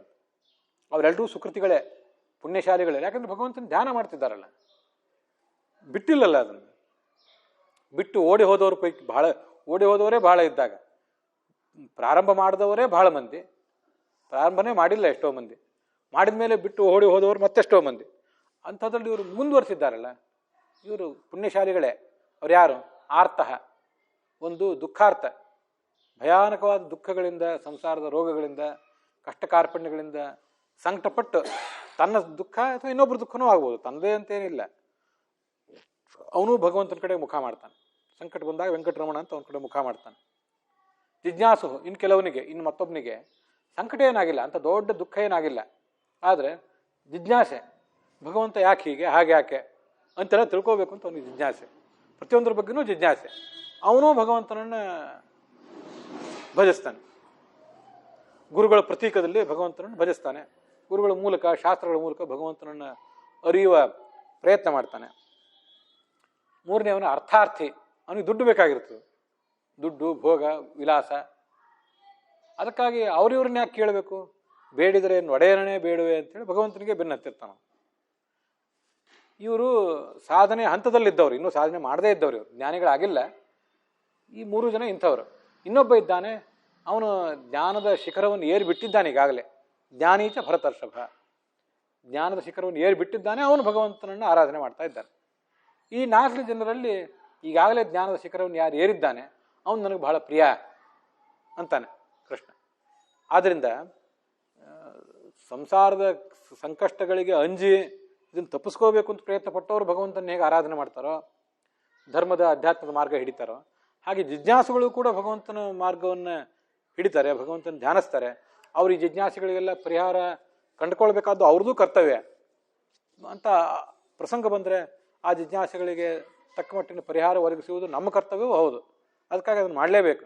ಶಾಸ್ತ್ರ ಅದನ್ನು ಮಾಡಲೇಬೇಕು ಅಂತ ಇಬ್ಬರಿಗೂ ಕೂಡ ವಿಧಾನ ಮಾಡಿದೆ. ಶ್ರೋತೃಗಳಿಗೂ ವಿಧಾನ ಮಾಡಿದೆ, ಪ್ರವಚನ ಮಾಡುವವರಿಗೂ ಕೂಡ ಅದು ವಿಧಾನ ಮಾಡಿದೆ. ಅದನ್ನು ಬಿಡುವಂತಿಲ್ಲ. ಇಲ್ಲಿ ಈ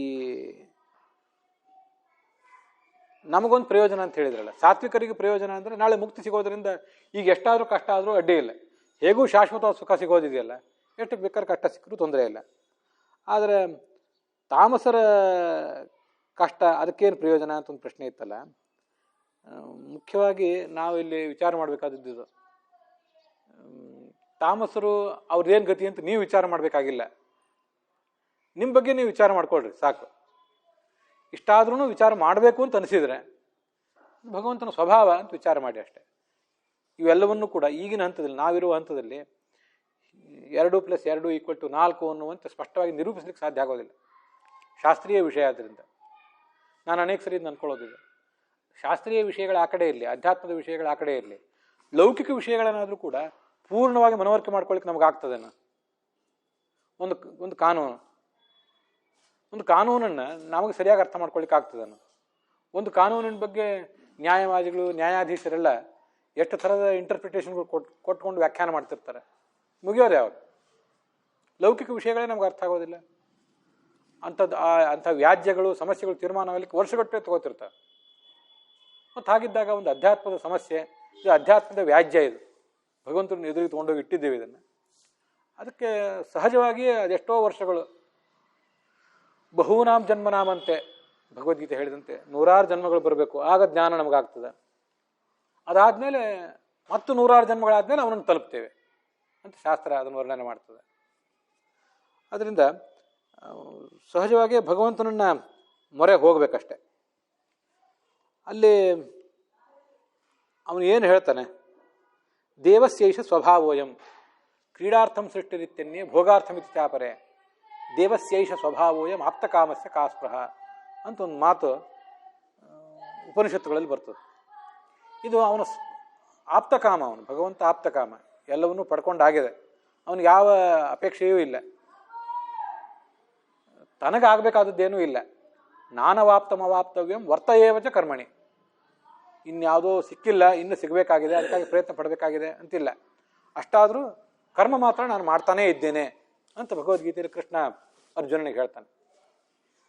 ಆದ್ದರಿಂದ ಇದು ಅವನ ಸ್ವಭಾವ ಅಷ್ಟೆ. ಮೂಲತಃ ನಾವು ಸ್ವಲ್ಪ ಸಮಾಧಾನ ಏನು ಪಟ್ಕೋಬೇಕು ಅಂದರೆ ಇದು ಅವನ ಸ್ವಭಾವ. ಜಗತ್ತಿನ ಹೀಗೆ ಯಾಕೆ ಆಗ್ತದೆ? ಇದೊಂದು ಸ್ವಭಾವ. ಅವನು ಕೆಲವರನ್ನ ಸದ್ಗತಿಗೆ, ಕೆಲವರನ್ನು ದುರ್ಗತಿಗೆ, ಕೆಲವರನ್ನು ಇಲ್ಲೇ ಮೇಲೆ ಕೆಳಗೆ ಸ್ವರ್ಗ ಮತ್ತು ಭೂಮಿ ಇಲ್ಲೇ ತಂದು ಬಿಡ್ತಿದ್ದಾನಲ್ಲ, ಇದು ಅವನ ಸ್ವಭಾವ ಅಷ್ಟೆ. ಇದ್ರ ಬಗ್ಗೆ ನಾವು ಪ್ರಶ್ನೆ ಮಾಡುವುದೇನಿದೆ? ಇದು ಈ ಪ್ರಶ್ನೆನ ನಾನು ಹಿಂದೆ ಅನೇಕ ದೃಷ್ಟಿಕೋನದಿಂದ ವಿಮರ್ಶೆ ಮಾಡ್ಕೊಂಡಿದ್ದೆ. ನನಗೂ ಬೇಕಲ್ಲ ವಿಷಯ, ಇನ್ಯಾರಿಗೂ ಒಬ್ಬರಿಗೆ ಮನವರಿಕೆ ಮಾಡಿಸ್ಲಿಕ್ಕಾಗಿ ಮಾತ್ರ ಅಲ್ಲ, ನನಗೂ ಆ ವಿಷಯ ಬೇಕೇ ಬೇಕಲ್ಲ. ಅದು ಹೇಗೆ ಅಂದರೆ, ಹಿಂದೆ ಗೀತಾದಲ್ಲಿ ಭಾಗವತದಲ್ಲಿ ನಾವು ನೋಡಿದ್ದೇವೆ, ಯಥಾ ದಾರುಮಯೀಂ ಯೋಷಾಂ ನರಸ್ಥಿರ ಸಮಾಹಿತ ಇಂಗಯತ್ಯಂಗ ಮಂಗಾನಿ ತಥಾ ರಾಜನ್ಯಮಾಃ ಪ್ರಜಾ ಅಂತ ಮಹಾಭಾರತದ ಮಾತು. ಆಚಾರ್ಯರು ಬ್ರಹ್ಮಸೂತ್ರ ಭಾಷ್ಯದಲ್ಲಿ ಇದನ್ನು ಉದ್ಧರಿಸಿದ್ದಾರೆ. ಭಗವಂತನ ಕೈಯಲ್ಲಿ ಇರುವ ಗೊಂಬೆಗಳಂತೆ ನಾವೆಲ್ಲ. ಭಗವಂತ ಈ ಜಗತ್ತೇನಿದೆ ಇದೊಂದು ಸೂತ್ರದ ಗೊಂಬೆ ಆಟ, ಇದು ಅಥವಾ ಸಲಾಕೆ ಗೊಂಬೆ ಆಟ. ಭಗವಂತ ಗೊಂಬೆಗಳನ್ನು ಕುಡಿಸುವಂಥ ಕಲಾವಿದ ಸಾಮಾನ್ಯವಾಗಿ ಅಲ್ಲಿ ಕಾಣಿಸೋದಿಲ್ಲ, ರಂಗದ ಮೇಲೆ ಗೊಂಬೆಗಳು ಮಾತ್ರ ಕಾಣಿಸ್ತಿರ್ತಾನೆ. ಅವನು ಅದ್ರ ಮೇಲೆ ಮತ್ತೊಂದು ಅಡ್ಡಣಿಗೆ ಇರ್ತದೆ, ಪ್ಲಾಟ್ಫಾರ್ಮ್ ಇರ್ತದೆ, ಅದ್ರ ಮೇಲೆ ಇರ್ತಾನೆ ಅವನು. ಅವನನ್ನು ನೋಡಿ ಯಾರು ಉಪಯೋಗ ಇಲ್ಲ, ಗೊಂಬೆ ಕುಣಿತ ನೋಡ್ಲಿಕ್ಕೆ ಬಂದಿರ್ತಾರೆ ಮಂದಿ ಎಲ್ಲ. ಜಗತ್ತಿನ ಜನಸಾಮಾನ್ಯರ ದೃಷ್ಟಿಕೋನ ಯಾವತ್ತು ಈ ಕೆಲಸಕ್ಕೆ ಬಾರದ ಗೊಂಬೆಗಳ ಕುಣಿತದಲ್ಲೇ ಆಸಕ್ತ ಆಗಿರ್ತದೆ. ಗೊಂಬೆಗಳ ಕುಣಿತದ ಹಿಂದಿರುವ ಆ ಕಾಣದ ಕೈ, ಆ ಕಲಾವಿದನ ಕೈ, ಆ ಮಹಾ ಕಲಾವಿದ, ಅವನೇ ದೊಡ್ಡ ಕುಂಬಾರ, ಅವನೇ ದೊಡ್ಡ ಕಮ್ಮಾರ, ಅವನೇ ದೊಡ್ಡ ಕಲಾವಿದ, ಅವನ ಕಡೆ ಜನರ ಗಮನಕ್ಕೆ ಹೋಗೋದಿಲ್ಲ. ಇದ್ರದ್ದೆಲ್ಲ ಇಲ್ಲೇ ಇರ್ತದೆ. ಭಾಗವತ ಅದನ್ನು ತುಂಬ ಸುಂದರವಾಗಿ ಹೇಳಿದೆ. ವಿಮೋಹಿತೋಯಂ ಜನ ಈಶಮಾಯಯ ತುದೀಯಯ ತ್ವಾಂನ ಭಜತ್ಯನರ್ಥದಕ್ಕೆ ಸುಖಾಯ ದುಃಖ ಪ್ರಭವೇಶು ಸಜ್ಜತೆ ಗೃಹೇಶು ಯೋಷಿತ್ ಪುರುಷಶ್ಚ ವಂಚಿತ. ಗೊಂಬೆ ಆಟದ ಕಲಾವಿದನ ಕಡೆ ನಮ್ಮ ಗಮನ ಹೋಗೋದಿಲ್ಲ, ಗೊಂಬೆಗಳ ಕಡೆ ಯಾಕೆ ಗಮನ ಹೋಗ್ತದಂದ್ರೆ, ಅಲ್ಲೊಂದು ಹೆಣ್ಣು ಗೊಂಬೆ ಇರ್ತದೆ, ಇದೊಂದು ಗಂಡು ಗೊಂಬೆ. ಇಲ್ಲಿ ಹೆಣ್ಣು ಗೊಂಬೆ ಇರ್ತದೆ, ಅಲ್ಲಿ ಗಂಡು ಗೊಂಬೆ ಇರ್ತದೆ. ಇಲ್ಲಿ ಅಪ್ಪ ಇರ್ತಾನೆ, ಅಲ್ಲಿ ಮಗ ಇರ್ತದೆ. ಅಲ್ಲಿ ಅಪ್ಪ ಇರ್ತಾನೆ, ಇಲ್ಲಿ ಮಗ ಇರ್ತದೆ. ಇದು ಈ ಸೆಳೆತ, ನಿಸರ್ಗ ಸಹಜವಾದ ಸೆಳೆತಗಳು. ಈ ಕಾರಣದಿಂದಾಗಿ ಪ್ರತಿಯೊಬ್ಬನ ಗಮನವೂ ಕೂಡ ಅವನವನಿಗೆ, ಅವನವನ ಪರಿವಾರ, ಅವನವನ ಸಂಬಂಧಿಕರಾದವರು, ಯಾರಿಂದ ನನಗೆ ಕೆಲಸ ಆಗಬೇಕಾಗಿದೆ ಅಲ್ಲಿ ಅಷ್ಟೇ ಸೆಳೆತ. ಭಗವಂತನೇ ಇದು ನಿನ್ನ ಮಾಯೆ, ನಿನ್ನ ಮಾಯೆ ಸೆಳೆತಕ್ಕೊಳಗಾಗಿ ನಿನ್ನನ್ನು ಯಾರೂ ಭಜಿಸ್ತಾನೇ ಇಲ್ಲ. ಸುಖಾಯ ದುಃಖ ಪ್ರಭೇಷು ಸಜ್ಜತೆ. ಸುಖ ಏನು ಬೇಕಾದ್ರೆ ನಿಮಗೆ ಅಂತ ಹೇಳಿದ್ರೆ ದೊಡ್ಡ ಸುಖ ಬೇಕು ಅಂತ ಎಲ್ಲರೂ ಅಂತಾರೆ. ಆದರೆ ಸುಖ ಬರಲಿಕ್ಕೆ ಬೇಕಾದ ಸರಿಯಾದ ಪ್ರಯತ್ನವನ್ನು ಯಾರೂ ಮಾಡ್ತಾ ಇಲ್ಲ. ಸುಖ ಬೇಕು ಅಂತ ಹೇಳಿ ಸುಖ ಕೊಡುವ ವಸ್ತುವಿನ ಬೆನ್ನು ಹತ್ತದೆ. ವೇದ್ಯಂ ವಾಸ್ತವ ಮಾತ್ರ ವಸ್ತು ಶಿವೋದಂ ಅಂತ ಭಾಗವತ ಹೇಳಿದೆಯಲ್ಲ. ಸುಖ ಕೊಡುವ ವಸ್ತು ಅಂದರೆ ಭಗವಂತ, ಅವನು ಬೆನ್ನು ಹತ್ತದೆ. ದುಃಖಕ್ಕೆ ಕಾರಣವಾದ ಹೆಣ್ಣು ಗಂಡು, ಮನೆ ಮಠ. ಯೋಷಿತ್ಸು ತಲ್ಪಾಭರಣಾಂಬರಾದಿ ದ್ರವ್ಯೇಶು ಮಾಯಾರಚಿತೇಶು ಮೂಢ ಪ್ರಲೋಭಿತಾತ್ಮ ಹ್ಯುಪಭೋಗ ಬುದ್ಧ್ಯ ಪತಂಗವನ್ ನಶ್ಯತಿ ನಷ್ಟದೃಷ್ಟಿ ಅಂತ ಮತ್ತೊಂದು ಭಾಗವತದ ಮಾತು. ಇವೆಲ್ಲ ಭಾಗವತ ಸಾರೋದ್ಧಾರದಲ್ಲಿ ಬಂದ ಮಾತು. ಹಾಗಾಗಿ ಮನಸ್ಸಿನಲ್ಲಿ ಬೇರೂರಿವೆ. ಗಂಡಿನ ಪಾಲಿಗೆ ಹೆಣ್ಣು, ಹೆಣ್ಣಿನ ಪಾಲಿಗೆ ಗಂಡು. ತಲ್ಪ ಮನೆ ಮಠ, ನಮ್ಮ ಹಾಸಿಗೆ, ನಮ್ಮ ವೈಭೋಗ, ನಮ್ಮ ಫರ್ನಿಚರು, ಇವೆಲ್ಲ ಆಭರಣ, ನಾವು ತೊಡುವ ಆಭರಣಗಳು. ಆ ಆಭರಣಗಳು ಅಂತ ಬಂದಾಗ ನನಗೆ ಇವೆಲ್ಲ ನೆನಪಾಗೋದು. ಆಗಿನ ಕಾಲದಲ್ಲಿ ಆಭರಣಗಳಿದ್ದು, ಬಂಗಾರದ ಆಭರಣಗಳು ಹಾಕೋತಿದ್ರು. ನಮ್ಗೆ ಇವನ್ನೆಲ್ಲ ಬಿಟ್ಟು ಇರ್ಲಿಕ್ಕೆ ಇವೇ ನಮ್ಮ ಕೈಯಿನ ಆಭರಣಗಳು. ಈಗ ಈ ಕೆಲಸಕ್ಕೆ ಬಾರದ ಉಪಕರಣಗಳೇ ನಮ್ಮ ಆಭರಣಗಳು. ಆಭರಣ ಅನ್ನೋ ಶಬ್ದ ಕೇಳಿದಾಗೆಲ್ಲ ನಮ್ಗೆ ಇವು ನೆನಪಿಗೆ ಬರ್ತದೆ. ತಲ್ಪಾಭರಣ ಅಂಬರ, ಅಂಬರ ಅಂದರೆ ಬಟ್ಟೆ. ಇವೆಲ್ಲವೂ ಕೂಡ ಮಾಯಾರಚಿತ, ಸುಳ್ಳಲ್ಲ. ಭಗವಂತನ ಇಚ್ಛೆಯಿಂದ ಅವನೇ ತನ್ನ ಇಚ್ಛೆಗೆ ತನ್ನ ಇಚ್ಛೆಗನುಸಾರವಾಗಿ ನಿಮ್ಮನ್ನೆಲ್ಲ ಕಟ್ಟಿ ಹಾಕಬೇಕು, ನಮ್ಮನ್ನೆಲ್ಲ ಕಟ್ಟಿ ಹಾಕಬೇಕು ಅಂತ ಇದನ್ನು ಸೃಷ್ಟಿ ಮಾಡಿದ್ದಾನೆ. ಪ್ರಲೋಭಿತಾತ್ಮ, ಅದರಿಂದ ನಮ್ಗೆ ಇವುಗಳ ಬಗ್ಗೆ ಸೆಳೆತ. ಎಂಥ ಸೆಳೆತ! ಹಿಂದಿನ ಜನ್ಮದಲ್ಲಿ ಅನೇಕ ಜನ್ಮಗಳಲ್ಲಿ ಏನೆಲ್ಲ ಸುಖ ದುಃಖ ಕಂಡಾಗಿದೆ. ಆದರೂ ಹಿಂದೆಂದೂ ಕಂಡೇ ಇಲ್ವೇನೋ. ಅನ್ನವನ್ನೇ ಕಾಣದವನು ಹೇಗೆ ಅನ್ನದ ಬಗ್ಗೆ ಹಪಹಪೆ ಮಾಡ್ತಿರ್ತಾನೆ, ಆ ಥರ ಅಸಾಧ್ಯ ಸೆಳೆತ. ಹುಟ್ಟಿ ಬಂದ್ವಿ, ಯೌವನ ಬಂತು ಅಂದರೆ ಅಷ್ಟು ಸೆಳೆತ ಹೆಣ್ಣಿನ ಬಗ್ಗೆ, ಅಷ್ಟು ಸೆಳೆತ ಹೆಣ್ಣಿಗೆ ಗಂಡಿನ ಬಗ್ಗೆ, ಮಕ್ಕಳ ಬಗ್ಗೆ, ತನ್ನ ಬಂಧುಗಳು ಬಾಂಧವರು, ತನ್ನ ಜಾತಿ, ತನ್ನ ವರ್ಗ, ತನ್ನ ದೇಶ, ತನ್ನ ನೀರು, ತನ್ನ ನೆಲ, ಅದ್ರ ಬಗ್ಗೆ ಸೆಳೆತ. ಪ್ರಲೋಭಿತಾತ್ಮ, ಉಪಭೋಗ ಬುದ್ಧಿ. ಯಾಕಂದ್ರೆ ನನಗಿದರಿಂದ ಉಪಯೋಗ ಇದೆ. ಚೇತನದಿಂದಲೂ ಜಡದಿಂದಲೂ ನನಗೆ ಉಪಯೋಗ ಇದೆ. ಪತಂಗವನ್ನು ನಶ್ಯತಿ ನಷ್ಟದೃಷ್ಟಿ. ಮೂರ್ಖ ಒಂದು ದೀಪದ ಹುಳ, ಯಾವಾಗ ಹುಟ್ಟುತ್ತದೋ ಯಾವಾಗ ಸಾಯ್ತದೋ ಗೊತ್ತಿಲ್ಲ. ಅದೇನು ದೀರ್ಘಕಾಲ ಬದುಕಿರುವಂಥದ್ದು ಅಲ್ಲ. ಆ ದೀಪ ಏನು ತಿನ್ಲಿಕ್ಕೆ ಬರ್ತದ ಅದಕ್ಕೆ? ಅಲ್ಲಿ ಹೋಗಿ ಬೀಳ್ತದೆ. ಅಲ್ಲಿ ಹೋಗಿ ಆ ಬಿಸಿ ಝಳ ತಾಳದೆ ಅಲ್ಲಿ ಹೋಗಿ ಸತ್ತೋಗಿಬಿಡ್ತದೆ. ಕ್ಷುಲ್ಲಕವಾದ ಆಕರ್ಷಣೆ. ಹುಟ್ಟಿ ಏನು ಮಾಡಿತು? ಯಾವಾಗ ಹುಟ್ಟಿತು? ಎಲ್ಲೋ ಹುಟ್ಟೆವು, ಈಗ ಬಂದದ್ದಲ್ಲ. ಇಲ್ಲಿ ಕೆಲವು ಹುಳ ಹುಪ್ಪಟೆಗಳ ಜೀವನ ಅಷ್ಟು ಕ್ಷಣಿಕವೇ ಆಗಿರ್ತದೆ. ಆ ದೀಪದ ಆಕರ್ಷಣೆಗೆ ಹೋಗಿ ಅಲ್ಲೇ ಸತ್ತು ಹೋಗಿ ಬಿದ್ದು ಬಿಡ್ತವೆ. ಕೊನೆಗೆ ಆ ಉಪಟಳ ತಾಳ್ಲಿಕ್ಕಾಗದೆ ನಾವೇ ದೀಪವನ್ನು ಬಂದ್ ಮಾಡಿಬಿಡ್ತೇವೆ. ಅವುಗಳಿಗೆ ಎಲ್ಲಿ ಹೋಗ್ಬೇಕು ಅಂತ ತಿಳಿಯೋದಿಲ್ಲ. ಇಷ್ಟು ಅಶಾಶ್ವತ. ದೀಪದ ಹುಳ ದೀಪದ ಸೆಳೆತಕ್ಕೆ ಸಿಕ್ಕಂತೆ ನಾವು ಯಾವುದಾದ್ರೂ ಸೆಳೆತಕ್ಕೆ ಸಿಕ್ಕಿದ್ದೇವೆ. ಒಂದು ದಿವಸ ವಿಧಿ ಅದನ್ನೆಲ್ಲ ನೋಡಿ ಆ ವಿಷಯಗಳನ್ನೆಲ್ಲ ನಮ್ಮ ಕೈಯಿಂದ ಕಿತ್ಕೊಂಡು ಬಿಡ್ತದೆ. ಕೊನೆಗೆ ನಷ್ಟ ದೃಷ್ಟಿ, ಕಣ್ಣು ಕಾಣದೆ, ಒಳಗಿನ ಕಣ್ಣು ಕಾಣೋದಿಲ್ಲ, ಹೊರಗಿನ ಕಣ್ಣಂತೂ ಮುದುಕಾದ್ರಿಂದ ಕಾಣ್ತಿರೋದಿಲ್ಲ. ಕೊನೆಗೆ ಒಳಗಣ್ಣು ಹೊರಗಣ್ಣು ಎರಡೂ ಕಾಣದೆ ಹಾಳಾಗಿ ಹೋಗಿಬಿಡ್ತಾನೆ ಅಂತ ಹೀಗೆ ಭಾಗವತ ನಮ್ಮನ್ನು ಹಾಸ್ಯ ಮಾಡಿದೆ. ಹೀಗಿದೆ ನಮಗೆ. ಆದ್ದರಿಂದ ನಮಗೆ ಈ ಯಾವ ವಿಷಯಗಳ ಬಗ್ಗೆ ಕೂಡ ನಮಗೆ ಗಮನವೇ ಹೋಗ್ತಿಲ್ಲ. ಇದು ನಮ್ಮ ದುರಂತ.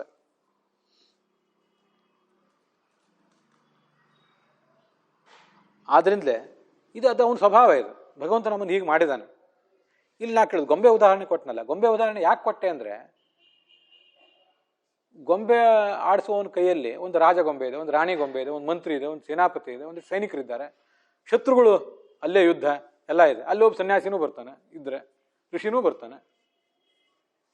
ಇಲ್ಲಿ ಆ ಯಾವುದಾದ್ರೂ ಗೊಂಬೆದು ಏನಾದರೂ ಒಂದು ವೈಶಿಷ್ಟ್ಯ ಇದೆಯೇನೋ? ಎಲ್ಲ ಗೊಂಬೆ ಆಟ ಮುಗಿದ್ಮೇಲೆ ಈ ಗೊಂಬೆ ಚೆನ್ನಾಗಿ ಕುಣಿತು ಅಂತ ಅದಕ್ಕೆ ಯಾರು ಸನ್ಮಾನ ಮಾಡೋರಿದ್ದಾರೆ? ಜಗತ್ತಿನಲ್ಲಿ ಆದರೆ ಒಂದೇನೋ ಮನೋರಂಜನಾ ಕಾರ್ಯಕ್ರಮ ನಡೆದ್ರೆ ಅಲ್ಲಿ ನಿರ್ದೇಶಕನಿಗೂ ಸನ್ಮಾನ ಮಾಡ್ತಾರೆ, ಅವನಿಗೂ ಒಂದು ರಾಷ್ಟ್ರ ಪ್ರಶಸ್ತಿ ಸಿಗ್ತದೆ, ನಟರಿಗೊಂದು, ನಿರ್ದೇಶಕರಿಗೊಂದು, ನಟಿಯರಿಗೊಂದು, ಹಾಸ್ಯ ನಟರಿಗೊಂದು, ಖಳನಟರಿಗೊಂದು, ಎಲ್ಲರಿಗೂ ಪ್ರಶಸ್ತಿ ಸಿಗ್ತಿರ್ತವೆ. ಗೊಂಬೆಗಳಿಗೆ ಯಾರು ಪ್ರಶಸ್ತಿ ಕೊಡುವವರು? ಅಲ್ಲಿ ಕಲಾವಿದನಿಗೆ ಪ್ರಶಸ್ತಿ ಕೊಡ್ತಾರೆ ಅಷ್ಟೆ. ವಸ್ತುತಃ ಗೊಂಬೆಗೂ ನಮಗೂ ವ್ಯತ್ಯಾಸ ಎಷ್ಟು? ಭಗವಂತನ ಕೈಯಲ್ಲಿ ಸಾತ್ವಿಕರು, ರಾಜಸರು, ತಾಮಸರು ಎಲ್ಲರೂ ಗೊಂಬೆಗಳೇ. ಒಂದು ಗೊಂಬೆಯನ್ನು ಹೀಗೆ ಮಾಡಿದ, ಮತ್ತೊಂದು ಗೊಂಬೆಯನ್ನು ಹಾಗೆ ಮಾಡಿದ. ಇವತ್ತು ಯಾರೋ ಒಬ್ಬರಿಗೆ ಹೆಚ್ಚು ದುಃಖ ಆಗಿದೆ, ಸುಖ ಕಡಿಮೆ ಆಗಿದೆ. ಇವರಿಗೆ ಇನ್ನೊಂದು ಜನ್ಮದಲ್ಲಿ ಸುಖ ಹೆಚ್ಚಾಗಿ ದುಃಖ ಕಡಿಮೆ ಆಗಿರ್ಬೋದು. ನನಗೆ ಹೀಗಾಗಿರ್ಬೋದು, ನಿಮಗೆ ಹಾಗಾಗಿರ್ಬೋದು. ನಿಮಗೆಂದೋ ಒಂದು ಆಗಿದ್ದು ನನಗೆ ಇವತ್ತು ನನಗಾಗಿದ್ದು ನಾಳೆ ನಿಮಗೆ ಇನ್ನೊಮ್ಮೆ. ಎಲ್ಲರೂ ನಾವು ಅವನ ಕೈಯಲ್ಲಿ ಸಿಕ್ಕ ಗೊಂಬೆಗಳು ಅಂತಂದ ಮೇಲೆ ಆ ಗೊಂಬೆಗಳನ್ನು ಅವನು ಹೇಗೆ ಬೇಕಾದ್ರೂ ಕುಣಿಸ್ತಾನೆ.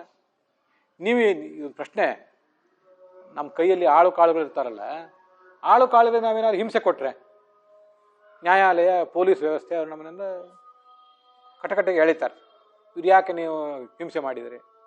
ಅಥವಾ ಮನುಷ್ಯರಿಗಲ್ಲ, ಪ್ರಾಣಿ ಪಕ್ಷಿಗಳಿಗೂ ಅವರು ಜೀವನಕ್ಕೆ ನೀವು ತೊಂದರೆ ಕೊಟ್ರಿ, ವನ್ಯ ಪ್ರಾಣಿಗಳು ಅವುಗಳ ಹಕ್ಕನ್ನು ನೀವು ಕಿತ್ಕೊಂಡಿದ್ದೀರಿ ಅಂತ ನಮ್ಮ ಮೇಲೆ ಕೇಸ್ ಹಾಕ್ತಾರೆ. ಗೊಂಬೆಗೆ, ಬಂಗಾರದ ಗೊಂಬೆನೇ ಆಗಿರಲಿ, ಕಟ್ಟಿಗೆ ಗೊಂಬೆನೇ ಆಗಿರಲಿ, ಅದಕ್ಕೆ ನಾವೇನಾದರೂ ಹಿಂಸೆ ಕೊಟ್ಟರೆ, ಅದಕ್ಕೆ ಅನಾದರ ಮಾಡಿದರೆ ಅದನ್ನು ಯಾರು ಕೇಳೋರಿದ್ದಾರೆ?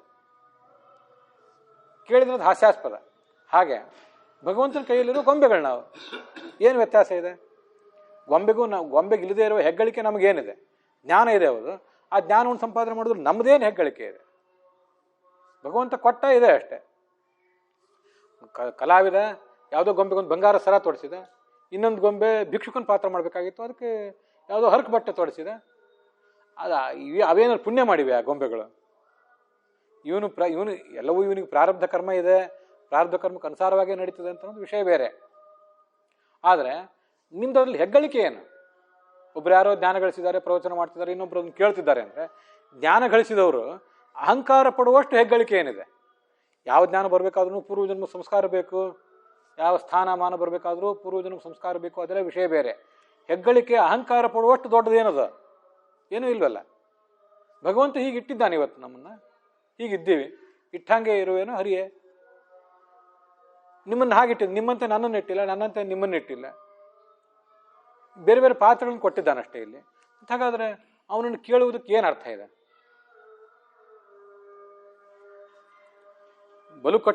ಬಲು ಕಟ್ಟುನಿಟ್ಟಿನವನಿವನು ಅಂತ ಹರಿಕಥಾಮೃತಸಾರದಲ್ಲಿ ಒಂದು ವೇದವಾಕ್ಯ ಉದ್ಧಾರ ಮಾಡಿ ಹೇಳ್ತಾರೆ. ಕಾಳುಗಳನ್ನು ಒರಳು ಕಲ್ಲಿನಲ್ಲಿ ಒನಕೆಯಿಂದ ಹಣಿವಂತೆ ಹಣಿವೆ. ಅಭೀದ ಮೇಕೋ ನಿಷ್ಪಾಳ ವಿದ್ವಾ ಖಲೇನ ಪರಶಾ ಕಿಂ ಕರಂತಿ. ಅಭೀದ ಮೇಕೋ ಅಭಿದ್ವಾ, ಇಂಥದ್ದು ಇಡೀ ಜಗತ್ತು ನನ್ನ ಎದುರಿಗೆ ಬರಲಿ, ಇಂಥವು 2 ಜಗತ್ತು 3 ಜಗತ್ತು ಬೇಕಾದ್ರೆ ಬರಲಿ, ನೀವೇನು ಮಾಡೋರಿದ್ದೀರಿ? ನನ್ನ ಖಲೇನ ಪರಶಾನ್ ಪ್ರತಿಹನ್ಮೆ, ಒರಳು ಕಲ್ಲಿನಲ್ಲಿ ಮೇಲೊಂದು ಒನಕೆ ಕುಟ್ಟಿದಂತೆ ನಿಮ್ಮನ್ನೆಲ್ಲ ಕುಟ್ಟಿ ಬಿಡ್ತೇನೆ, ನಾನು ಸರ್ವತಂತ್ರ ಸ್ವತಂತ್ರ, ನೀವೇನು ಮಾಡೋರಿದ್ದೀರಿ ಅಂತ ಭಗವಂತನೇ ಒಂದು ಮಾತು ಕೇಳ್ತಾನೆ. ಅದನ್ನ ಹರಿಕಥಾಮೃತಸಾರದಲ್ಲಿ ಕನ್ನಡದಲ್ಲಿ ಹಾಕಿದ್ದಾರೆ. ಸೊ ಗೊಂಬೆಗಳನ್ನು ಅವನು ಕುಣಿಸ್ತಾ ಇದ್ದಾನೆ ಅಂದಮೇಲೆ ಆ ಗೊಂಬೆಗಳಿಗೂ ನಮಗೇನು ವ್ಯತ್ಯಾಸ ಇದೆ? ಒಂದು ಗೊಂಬೆಯಿಂದ ಹೀಗೆ ಪಾತ್ರ ಮಾಡಿಸಿದ, ಮತ್ತೊಂದು ಗೊಂಬೆಯಿಂದ ಹಾಗೆ ಪಾತ್ರ ಮಾಡಿಸಿದ. ಅಲ್ಲೊಂದು ಯಾವ್ದಾದ್ರು ಗೊಂಬೆ ನನಗೆ ಹೀಗಾಯಿತು ಅಂತ ಗೋಳಾಡೋದಕ್ಕೆ ಏನು ಅರ್ಥವೂ ಇಲ್ಲ. ಅಥವಾ ಗೊಂಬೆಗೆ ಹಾಗಾಯಿತು ಅಂತ ಇನ್ನೊಬ್ರು ಯಾರು ಗೋಳಾಡೋದಕ್ಕೂ ಅರ್ಥ ಇಲ್ಲ. ಇನ್ನು ಯಾವುದೋ ಗೊಂಬೆ ಚೆನ್ನಾಗಿ ಕುಣಿತು ಅಂತ ಪ್ರಶಂಸೆ ಮಾಡುವುದಕ್ಕೂ ಅರ್ಥ ಇಲ್ಲ. ಅದರಂತೆ ದೇವಶೇಷ ಸ್ವಭಾವೋಯಂ, ಈ ಸ್ವಭಾವವಾದ ಇದೇ ನನಗೆ ಮುಖ್ಯವಾಗಿ ಕಾಣಿಸೋದು.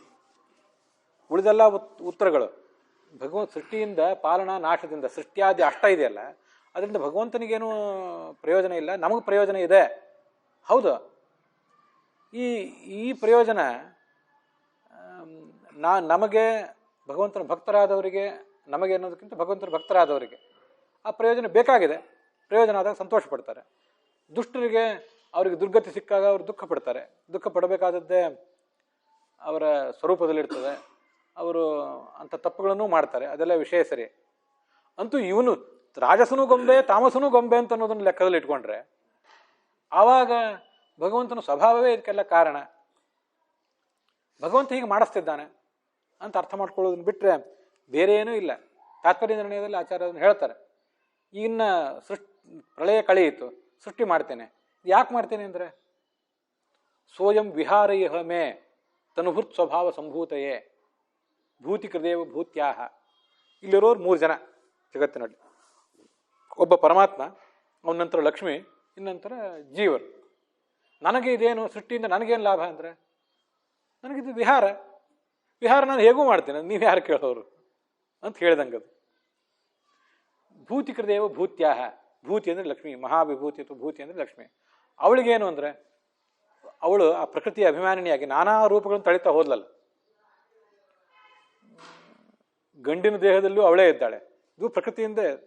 ಹೆಣ್ಣಿನ ದೇಹವೂ ಅದೇ, ಅಲ್ಲೂ ಇದ್ದಾಳೆ. ಪ್ರಾಣಿ, ಪಕ್ಷಿ, ಘಟ, ಜಡವಸ್ತು, ಏನೆಲ್ಲ ವಸ್ತುಗಳಲ್ಲೂ ಅವಳ ರೂಪಾಂತರಗಳೇ ಇಲ್ಲ. ನಾನಾ ರೂಪಾಂತರ, ಲಕ್ಷಾಂತರ ಕೋಟಿಗಟ್ಟಲೆ ರೂಪಾಂತರಗಳು. ಪರಮಾತ್ಮನಿಗಾಯ್ತು, ಲಕ್ಷ್ಮಿಗಾಯ್ತು. ಜೀವರಿಗೇನು ಅಂದರೆ ತನುಭೃತ್ ಸ್ವಭಾವ ಸಂಭೂತೆಯೇ, ಅವ್ರ ಸ್ವಭಾವ ವಿಕಾಸ ಆಗಬೇಕಷ್ಟೆ. ನಿಮಗದು ಬೇಕೋ ಬೇಡೋ ಅನ್ನೋದು ಪ್ರಶ್ನೆ ಅಲ್ಲ. ನಿಮ್ಮನ್ನು ಕೇಳಿ ನಾನು ಇದನ್ನು ಮಾಡಬೇಕಾಗಿಲ್ಲ. ನಿಮ್ಮ ಸ್ವಭಾವ ವಿಕಸಿತ ಆಗಬೇಕಷ್ಟೆ. ನಿಮ್ಗೆ ಅದರಿಂದ ಒಳ್ಳೇದಾದರೆ ಸಂತೋಷ ಪಡ್ರಿ. ಯಾರಿಗೋ ತಾಮಸರಿಗೆ ಅದರಿಂದ ಆ ಥರ ಆಗ್ತದಂದರೆ ಅದು ಅವರವ್ರ ಸ್ವಭಾವಕ್ಕೆ ಅನುಗುಣವಾಗಿ ಮಾಡಿದ್ದೀನಿ. ನಾನು ಏನು ಸ್ವಭಾವ ನಾನು ಸೃಷ್ಟಿ ಮಾಡಲಿಲ್ಲ. ಸ್ವಭಾವನ ಅನಾದಿ ಕಾಲದಿಂದಲೇ ಇದ್ದದ್ದು. ಸ್ವಭಾವ ನನ್ನ ಅಧೀನ ಅಷ್ಟೇ. ನಾನು ಅದನ್ನು ಸೃಷ್ಟಿ ಮಾಡಿಲ್ಲ ಸ್ವಭಾವನ. ಆ ಸ್ವಭಾವಕ್ಕೆ ತಕ್ಕಂತೆ ಕೆಲಸ ಆಗುವಂತೆ ಮಾಡ್ತೇನೆ ಅಷ್ಟೇ. ನಾನೊಂದು ಮಳೆ ಇದ್ದಂತೆ. ಮಳೆ ಬಿದ್ದರೆ ಅಲ್ಲಿ ಕಾಂಗ್ರೆಸ್ ಬೀಜವೂ ಹುಟ್ಟುತ್ತದೆ, ಗುಲಾಬಿ ಬೀಜವೂ ಹುಟ್ಟಿತು, ಮಾವಿನ ಬೀಜ ಇದ್ದರೆ ಮಾವಿನ ಮರವೂ ಹುಟ್ಟುತ್ತದೆ. ಭಗವಂತ ಮಳೆ ಇದ್ದಂತೆ. ಭಗವಂತನ ಸಾಮ್ರಾಜ್ಯದಲ್ಲಿ ಹೀಗೆ ಕಾಂಗ್ರೆಸ್ಸಿನ ಬೀಜವೂ ಇರ್ತದೆ, ಎಲ್ಲ ಬೀಜಗಳು ಇರ್ತವೆ. ಕೆಡಕು ಇರ್ತದೆ, ಒಳಿತೂ ಇರ್ತದೆ. ಪೂರಾ ಕೆಟ್ಟದ್ದು ಅಲ್ಲದ ಪೂರಾ ಒಳ್ಳೆಯದು ಅಲ್ಲದಂಥ ಕೆಲವು ಸಂಗತಿಗಳು ಇರ್ತವೆ ಅಂತ. ಹೀಗೆ ಭಗವಂತನ ಸ್ವಭಾವವೇ ಅದಕ್ಕೆ ಮುಖ್ಯ ಕಾರಣ ಅಂತನ್ನೋದನ್ನೇ ನಾವು ಈ ವಿಷಯದಲ್ಲಿ ಮನವರಿಕೆ ಮಾಡಿಕೊಳ್ಬೇಕು ಅಂತ ನನ್ನ ಆಲೋಚನೆ. ಇಷ್ಟು ಇವತ್ತು ಹೇಳಿದ್ದೀನಿ. ಪ್ರಾಯ ಇನ್ನೊಂದು ದಿವಸ ಇದ್ರ ಬಗ್ಗೆ ನಾವು ಹೇಳಬೇಕಾದ ವಿಷಯ ಇದೆ. ಇನ್ನೊಂದು ದಿವಸ ಸ್ವಲ್ಪ ಆದರೂ ಅದನ್ನು ನಾಳೆ ದಿವಸ ನೋಡೋಣ. ಇಲ್ಲಿಗೆ ಈ ಭಾಗ ಸಮಾಪ್ತವಾಗಿದೆ.